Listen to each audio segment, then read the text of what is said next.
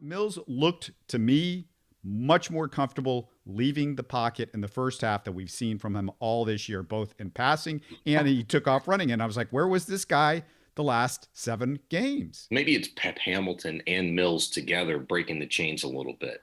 Maybe there was a conversation where it's like, hey, man, look, I know there's some things that you could do that I really haven't, let you do because it doesn't work well with a couple of our veteran receivers and maybe Cooks and Nico, maybe with their absence. Pep said, we can be a little bit more free flowing. I can let you do some things and experiment out of the pocket. I tell you what, Davis Mills does not throw a football better than he does when he's on the run, and especially to his right.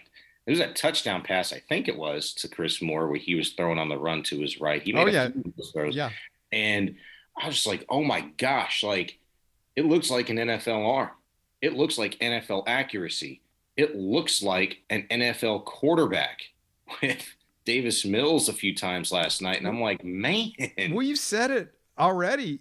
You got to get him out of the pocket more. I mean, we talked about that early in the season, I want to say. And I know Jason Braddock has talked about that with us on the podcast. So it's just amazing to me that it took this long to happen.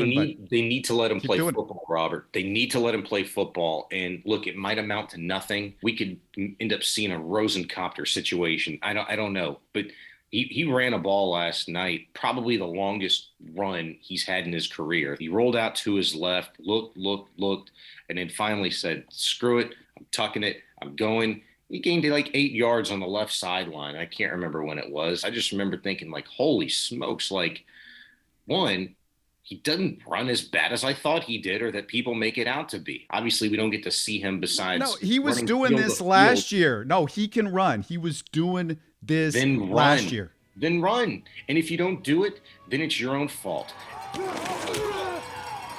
You're listening to Houston Sports Talk.